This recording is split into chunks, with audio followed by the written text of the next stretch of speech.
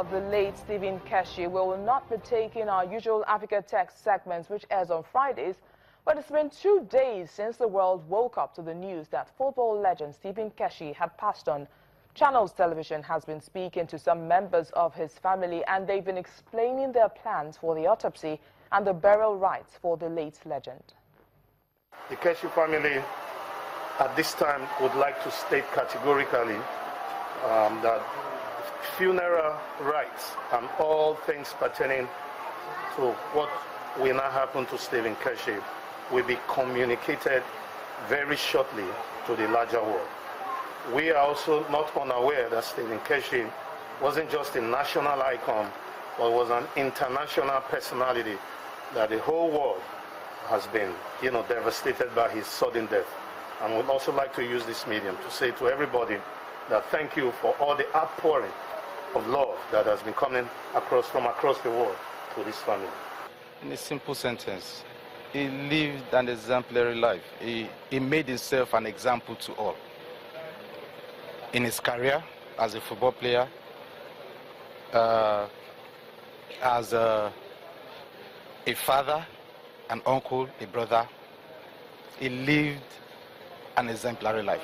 There is no gain saying anything right now about what they should remember him for. They know his exploits from when he started until this point when he became the coach and all. So I believe Nigerians already know, you know, I know. So there's no point saying it. We know what they should expect. They know what they expect and they know what should be done. Nigeria will miss KESHI greatly because he was a forthright man. KESHI always stood for the truth no matter how bitter it was. And that was why you saw a lot of controversies during the time he was coach for Nigeria. He believed in the truth. He believed, in straightforwardness. And we are going to miss that in Nigerian football.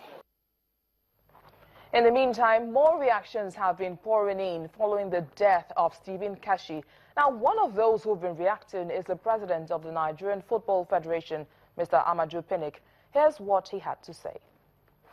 Even though his immediate constituency is his family, football is his larger constituency. And the depth in which they want the Nigerian Football Federation to go in terms of burial plans is what exactly we are going to do. As I speak to you, I've gotten over 30 letters from 30 federation presidents all over the world. I got to this morning from CONCACAF, one from Coniball, all saying the impact of this great legend of ours. So, and everybody's asking when the funeral. So it's through the Nigerian Football Federation, we should be able to communicate to the outside world, because everybody wants to come and give him a befitting funeral. We got call from the president of FIFA, president of CAF, and everybody is so pained and livid about what happened. I even got a personal call from CNN as well before they put it on air. So anybody that did not know the importance of the football should know the importance of Stephen KESHI now. And we're going to liaise with the Ministry of Youth and Sports to see how KESHI can be immortalized. It needs to be immortalized. May his soul rest in peace. Well, we're still looking at the world of sports, and in Juba, South Sudan, veterans of the civil war with Sudan meet once a week to play wheelchair basketball. Disabled people in South Sudan face discrimination, high rates of substance abuse and unemployment, but these men show what else is possible. The Voice of America's Jason Patinkin has the story. The men meet at Juba Basketball Stadium every Tuesday. Some are war veterans with missing legs. Others were stricken by polio. But all of them are athletes. These are players in South Sudan's Wheelchair Basketball Association. Gatluak Kwaluak helped found the team in 2011.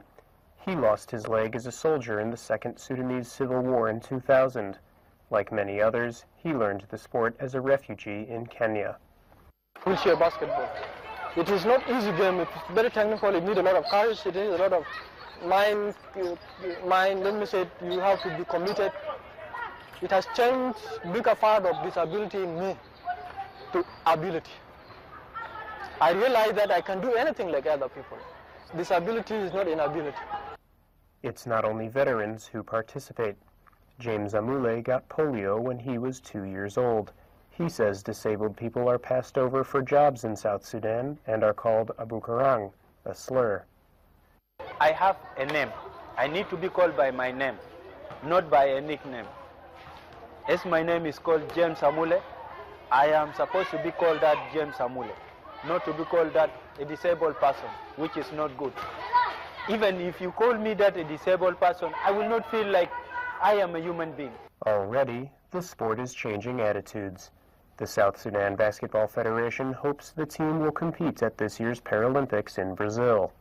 Everybody will be cheering them, and that will give them a pride and a sense of representing their country. For now, though, the team wants to grow the sport at home. Many disabled South Sudanese sink into alcoholism and poverty. What's more, for the last 2 years, South Sudan has fought another civil war and produced more wounded veterans. We are approaching everyone out to have that courage and play wheelchair basketball, so that they also begin a new life and realize that they can still do something. A nation in need of healing, this sport could be an example of how to move forward. There's always ability in disability. Well, that's where we draw the curtains on Network Africa today. Thank you for watching. I am BC Adebayo.